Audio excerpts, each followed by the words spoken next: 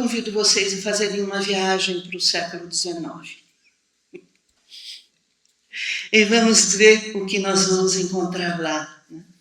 Esse Nietzsche, filósofo da suspeita, é porque ele coloca sob suspeição a nossa maneira de pensar, agir e sentir.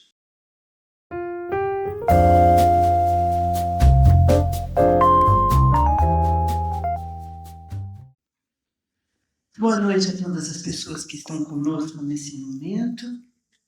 Para mim é sempre uma alegria renovada voltar à Universidade Federal do ABC. Eu gostaria de agradecer àqueles que tornaram essa oportunidade possível, a Pascoal, o Simão, enfim, e aqui aos meus queridos colegas que estão à mesa junto de mim. Na verdade, fiquei muito em dúvida sobre o que eu poderia trazer para essa nossa conversa. Eu tenho um texto muito antigo, intitulado Foucault, leitor de Nietzsche. É antigo, mas daí eu pensei, não, eu vou estar ao lado da Margarete, ao lado do Cadu, eu não vou falar de Foucault, não, eu vou falar só de Nietzsche, mesmo porque é o que se espera que eu faça. Daí eu pensei num outro texto. Eu pensei Nietzsche, filósofo da suspeita, que aliás é título de um livro meu, de um livrinho meu. Nietzsche, filósofo da suspeita. Mas aí eu achei que seria um texto muito geral e talvez fosse interessante conversar sobre questões mais específicas. Então, o texto que eu trago hoje para a nossa conversa leva o título Do dilaceramento do sujeito à plenitude dionisíaca. Mas vamos por partes. Vamos retomar aqui o Nietzsche, filósofo da suspeita.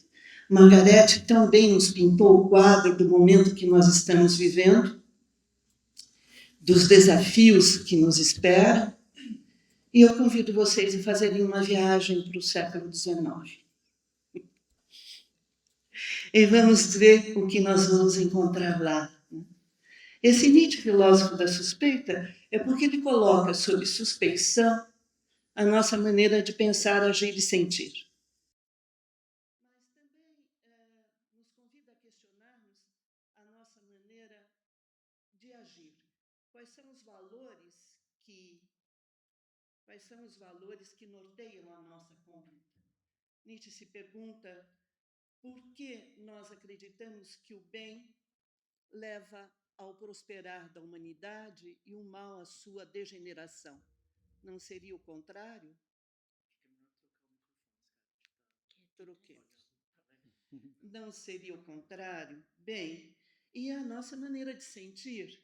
Nós estamos ainda muito impregnados pela moral do ressentimento, pela religião cristã, pela ideia de que há um outro mundo, uma outra vida, uma distinção entre alma e corpo, etc. Mas se Nietzsche questiona a nossa maneira de pensar e agir e sentir, ou seja, se ele questiona, como filósofo da suspeita que é, os nossos preconceitos e convicções, ele também vai questionar a história da filosofia. Nietzsche entende, num fragmento póstumo, escreve até, que a história da filosofia é uma história de uma raiva secreta contra a vida. E, para além de bem e mal, no 6º parágrafo, ele vai dizer claramente que os filósofos nada mais são do que advogados manhosos que batizam de verdade os seus preconceitos. Bem, então estamos aí, neste âmbito deste filósofo da suspeita. E o ponto que eu gostaria de trazer aqui para a nossa conversa é que, por vezes, muito erroneamente, se entende que Nietzsche é um filósofo moderno. E eu diria que muito ao contrário. Nietzsche vai criticar toda a modernidade, a filosofia moderna, e mais ainda, ele vai criticar a concepção moderna de sujeito. E é daí que nós vamos partir. Nós vamos começar a examinar um capítulo específico de Assim Falava Zaratustra. É o 4º capítulo da primeira parte, intitulado Dos Desprezadores do Corpo. E escolhi Zaratustra, vocês me permitam, isso também são os ares do tempo, o empreendedorismo. Né? Eu trabalhei, como o Cadu disse, né, recentemente em Assim Falava Zaratustra, e deste trabalho sobre Nietzsche e a religião, etc., surgiu um livro, que é o meu 25º, que está sendo lançado agora, que é Nietzsche e a obra por fazer, Zaratustra. Então, é um livro todo em que eu procuro, na verdade, trabalhar com Zaratustra. Um projeto acalentado há muitíssimo tempo, desde 89, que só agora, depois de muitos percalços, foi possível concluir. Dito isso, vamos para os desprezadores do corpo. Na verdade, este 4º capítulo, ele vem, evidentemente, logo depois do 3º. E no 3º capítulo da primeira parte de Assim Falava Zaratustra, nós temos uma crítica aos chamados os ultramundanos, ou seja, aqueles que acreditam que existe um outro mundo para além deste nosso em que nos encontramos aqui e agora. Então, depois de combater, de atacar o dualismo de mundos, inventado pela metafísica e fabulado pela religião cristã, Nietzsche vai combater a distinção entre corpo e alma.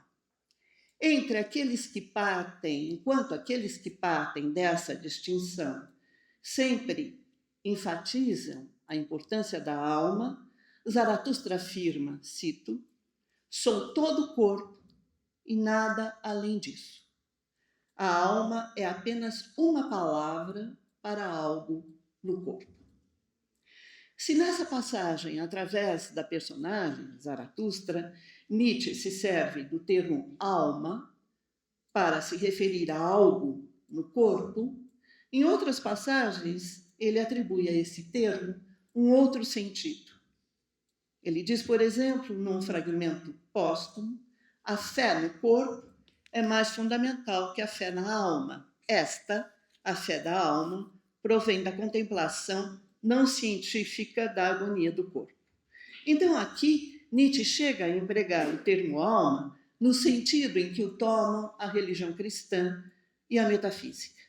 Ele está preocupado em reafirmar a sua posição, contrapondo-se às concepções metafísico-religiosas. Ele quer ressaltar que essas concepções carecem de um conhecimento de base fisiológica. Mas é também a mesma palavra, a palavra alma, que Nietzsche recorre quando ele se refere aos ínfimos elementos que constituem o organismo. Em Para Além de Bem e Mal, por exemplo, ele vai dizer o corpo, nosso corpo, nada mais é do que um edifício coletivo de várias almas. Nós precisamos aprofundar um tanto a nossa análise para tentar compreender o que isto significa.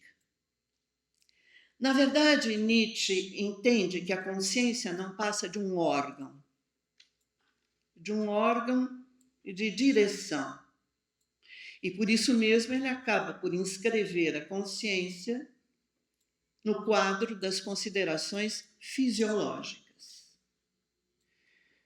Concebe o organismo como um aglomerado de ínfimos seres vivos. E a partir daí, julga que todos esses seres vivos que constituem o corpo possuem consciências elementares. E conclui que essas consciências elementares, articuladas de alguma forma, constituem a consciência do organismo. Então, ao contrário do que defende a metafísica e do que defende a religião cristã, Nietzsche sustenta que consciência e corpo não se opõem, mas se acham estreitamente vinculados. E com isso ele pretende fazer uma nova inversão. Tendo em vista que na linguagem filosófica tradicionalmente se entende alma como sinônimo de consciência, ele quer, então, dar-se o direito de atribuir ao termo um novo sentido. Alma passa a designar apenas os seres vivos microscópicos que compõem o corpo. Daí mais um passo. Enquanto concepções metafísico-religiosas, a alma, o espírito, a razão, a consciência, o eu, tudo isso se inscreve no mesmo registro teórico. Ou seja, dessa perspectiva, toda e qualquer interioridade converte-se em mero instrumento e brinquedo do corpo. Zaratustra dirá: o corpo é uma grande razão, uma multiplicidade com um único sentido, uma guerra e uma paz, um rebanho e um pastor. Instrumento de teu corpo é também a tua pequena razão, meu irmão, que denominas espírito, um pequeno instrumento e brinquedo da tua grande razão. À primeira vista, tudo se passa como se Nietzsche não conseguisse desfazer-se da relação entre corpo e alma. Se durante milênios a metafísica e o cristianismo atribuíram peso maior à alma em detrimento do corpo, Nietzsche pretenderia agora privilegiar o corpo às custas da alma. E com isso manteria às avessas a dicotomia, o dualismo mesmo que ele se propõe a combater. Mas Zaratustra esclarece: dizes eu e orgulhas-te dessa palavra, mas ainda maior é no que não queres acreditar o teu corpo e a sua grande razão. Ela não diz eu, mas faz o eu. Ao contrário do que se supõe, o eu não comanda o corpo, mas dele decorre.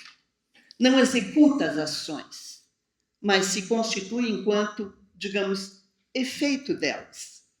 Não se trata, pois, de inverter a relação tradicionalmente estabelecida entre corpo e alma, mas de mostrar que o homem é corpo e nada além disso. Se Nietzsche se limitasse a negar a alma em proveito do corpo, ele abraçaria uma interpretação do ser humano tão parcial e tão débil quanto aquela que ele critica. A lógica dualista, nós já mencionamos aqui, que aqui em geral nós estamos habituados, a lógica dualista, ela opera a partir de polos antagônicos e acaba por voltar-se contra si mesma na medida em que barra o caminho a novas perspectivas. Constrangendo a um único e mesmo procedimento, essa lógica se mostra, em certa medida, autodestrutiva. Razões bastantes para Nietzsche não proceder a uma inversão, desprezando o polo antes valorizado, a alma, para privilegiar o que era outrora depreciado, o corpo. Para combater a distinção entre corpo e alma, é preciso reverter e ultrapassar o dualismo. A reversão leva a conceber o corpo não mais como o que se opõe à alma, mas de algum modo como aquilo que a integra, de sorte que não se tem mais dois, e sim apenas um. Mas este um é múltiplo. Então, afinal, o que é o corpo?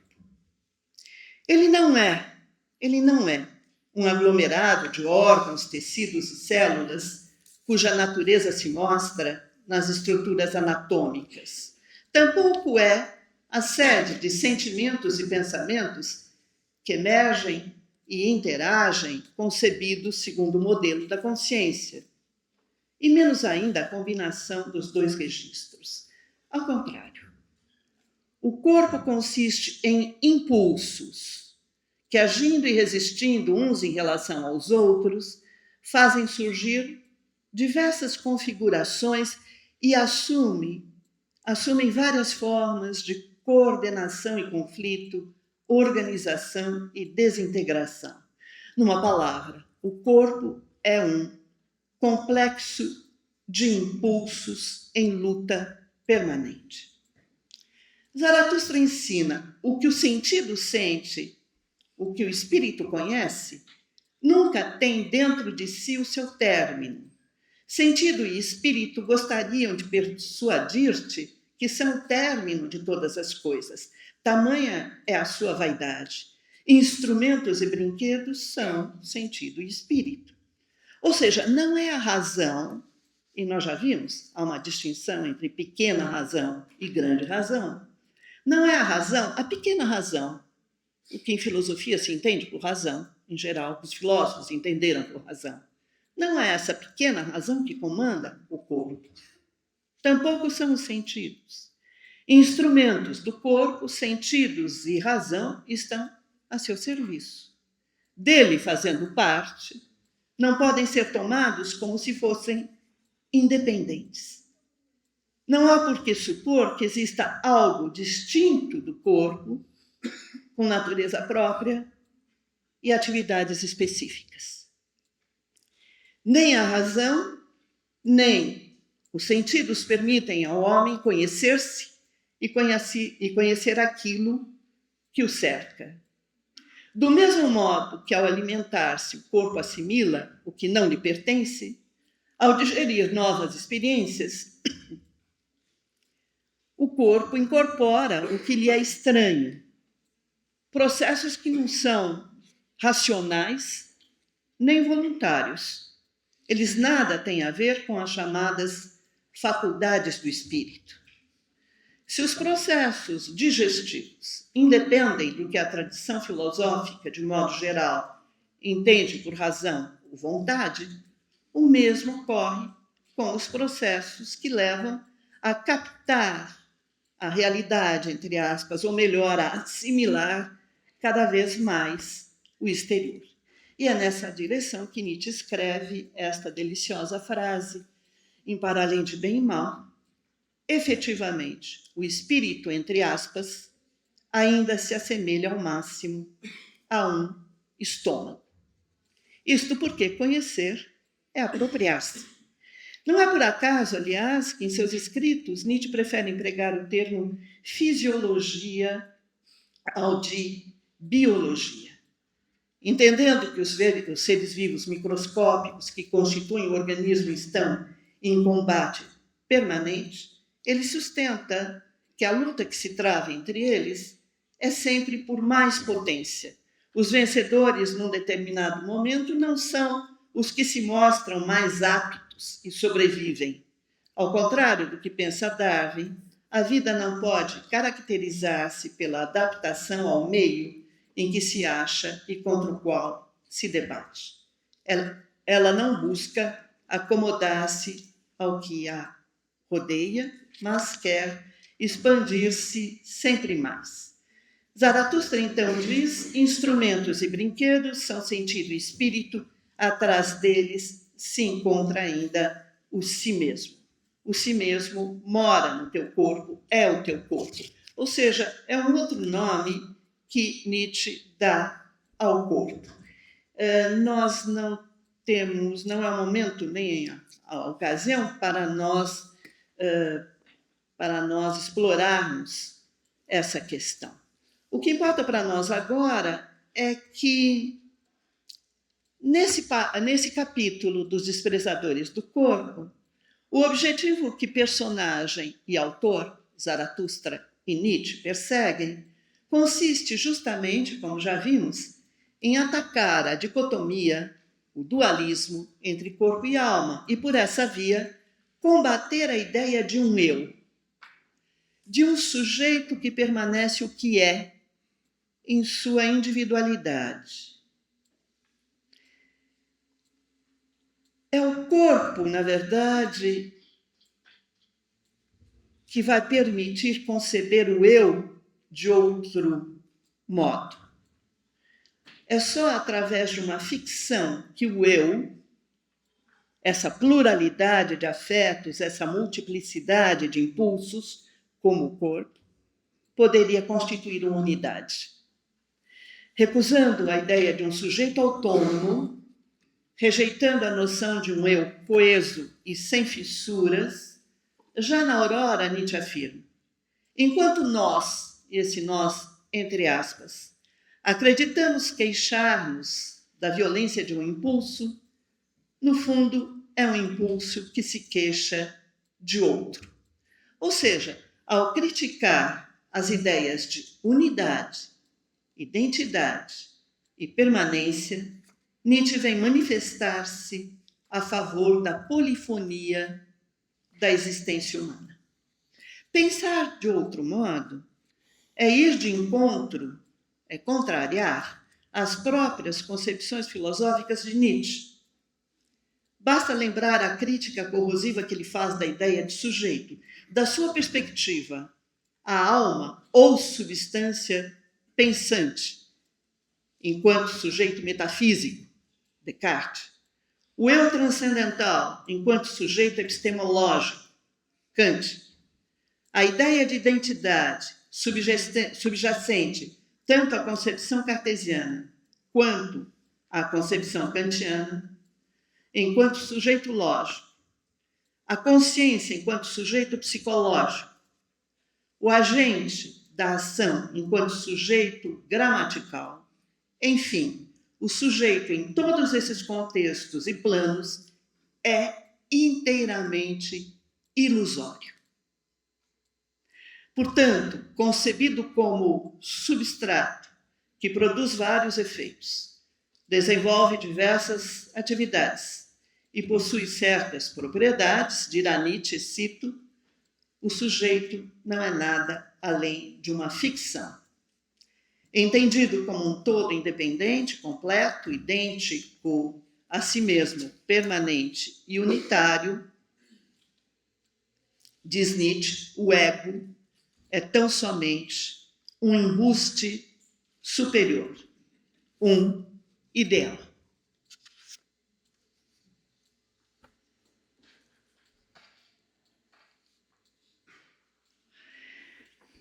Bem, e como surgiu então esta ideia de eu? Segundo Nietzsche, é justamente na superstição religiosa da alma que a ideia de eu tem origem. Da alma concebida como algo indestrutível, eterno e indivisível, é desta concepção que procede a ideia de um eu fixo e estável, o sujeito responsável por todos os atos, inclusive pelo pensar e pelo sentir. Arrogante, o eu acredita conhecer tudo o que se passa no corpo. Pretensioso, supõe ter o domínio de todos os pensamentos, sentimentos e impulsos. Assim como o corpo que o criou, o eu não passa, insisto, não passa de pluralidade de afetos, multiplicidade de impulsos. Passagens como essa justificam, talvez, a atenção que os escritos de Nietzsche teriam suscitado no fundador da psicanálise.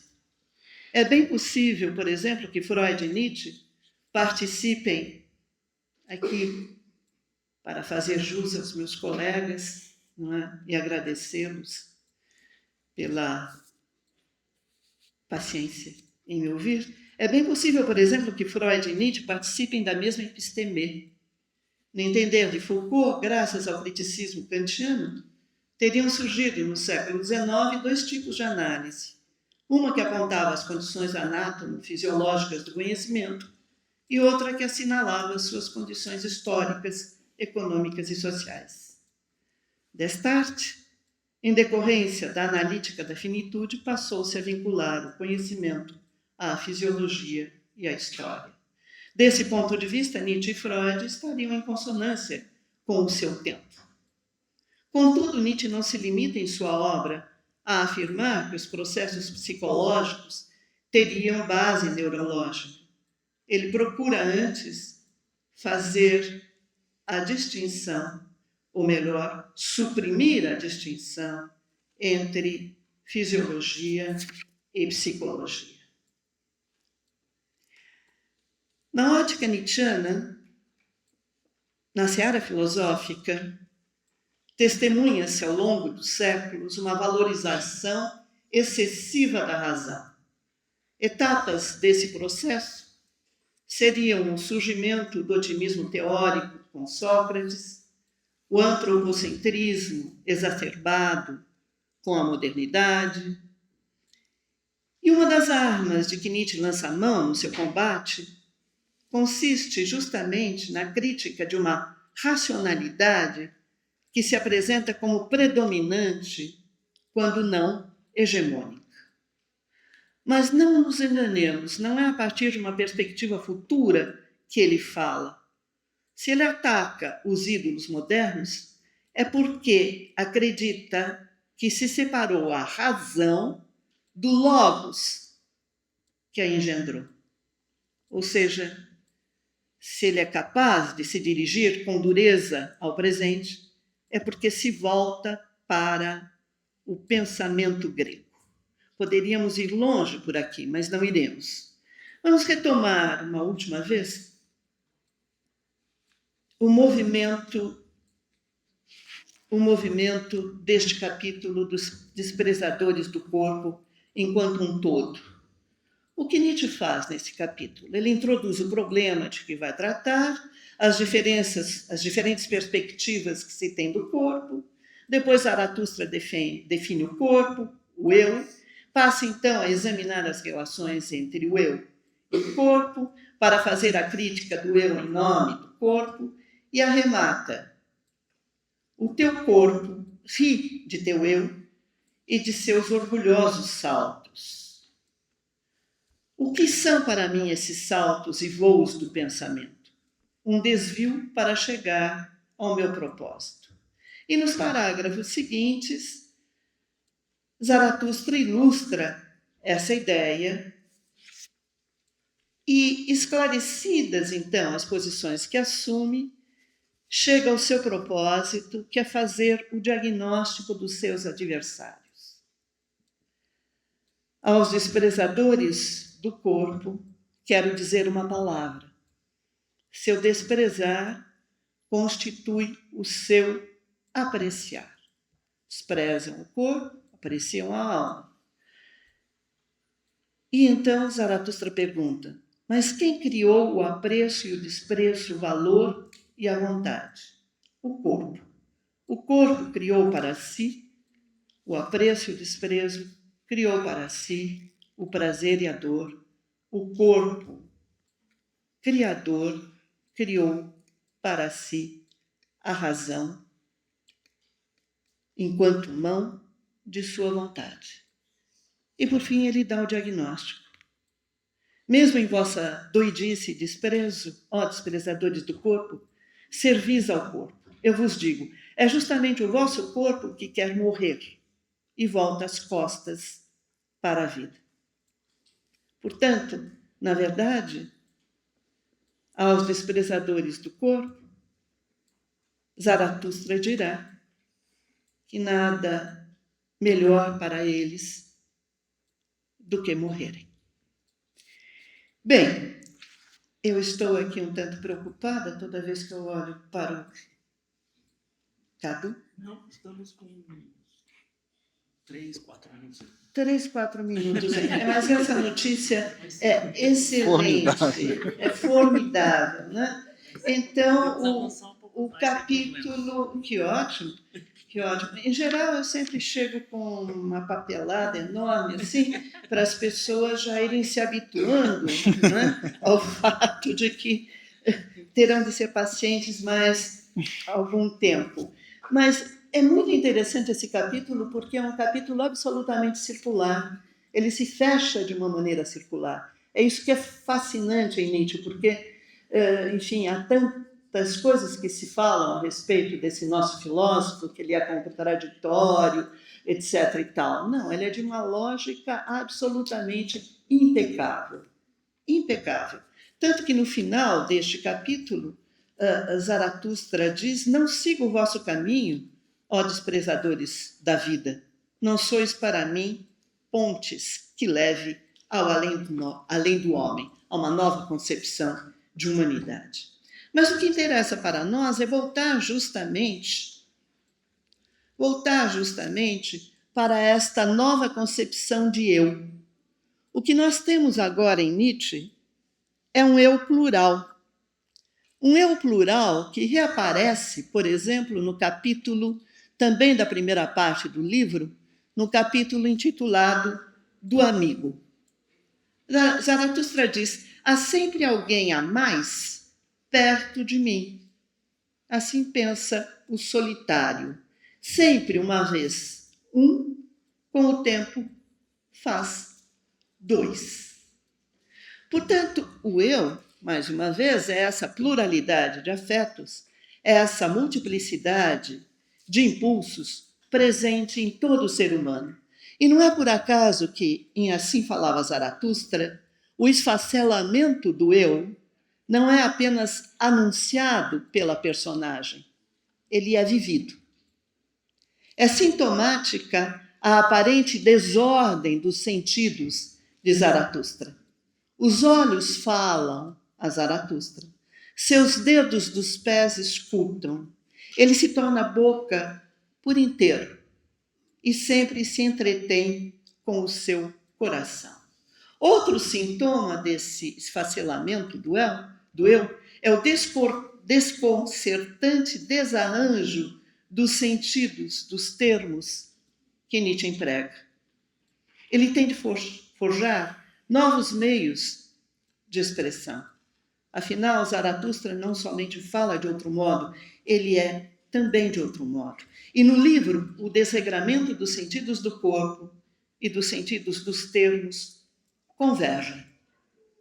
Desregramento dos sentidos, tanto do corpo quanto dos termos, é igualmente o que persegue Rimbaud na Alquimia do Verbo. Lá, ele aspira a um longo, imenso desregramento de todos os sentidos. Registra: eu escrevia silêncios, noites, anotava inexprimível, fixava vertigens. Subverter os sentidos das palavras, transtornar os sentidos do corpo, são atitudes que apontam para outra concepção de indivíduo. Não seria então o indivíduo, e agora eu cito Nietzsche, apenas uma soma de conhecidas sensações, juízos e erros, uma crença, um fragmento do verdadeiro sistema de vida, ou muitos fragmentos, pensados ou fabulados, reunidos numa, entre aspas, unidade que não se sustenta enquanto tal. E se assim for, por que atribuir-lhe um nome? Se Zaratustra é o duplo do filósofo, Nietzsche também tem outros nomes. O Anticristo, Nietzsche César, Dioniso, o Crucificado. É como ele assina cartas e postais enviados de Turim nos primeiros dias de janeiro de 1889. São heterônimos múltiplos, como os de Fernando Pessoa, que sabia nele existirem muitos. É o que nós lemos, por exemplo, em Ricardo Reis. Vivem em nós inúmeros. Se penso ou sinto, ignoro. Quem é que pensa ou sente? Sou somente o lugar onde se sente ou pensa. Tenho mais almas que uma. Há mais eus do que eu mesmo. Existo, todavia, indiferente a todos. Faço-os calar, eu falo. Os impulsos cruzados do que sinto ou não sinto disputam em quem sou. Ignoro-os. Nada dito. A quem me sei, eu escrevo. Com muitos nomes, com tantos outros rostos, Nietzsche / Zaratustra, ao dizer quem é, nada mais faz do que falar de como se torna o que é. Assim, o eu, em vez de personagem, surge como palco, em vez de sujeito. Aparece enquanto topos, ponto de convergência de forças agindo e resistindo umas em relação às outras, campo instável de quanta dinâmicos em permanente tensão. Ele não passa de configurações temporárias e efêmeras que coexistem e se sucedem. Pela paciência e atenção, muitíssimo obrigada a todos.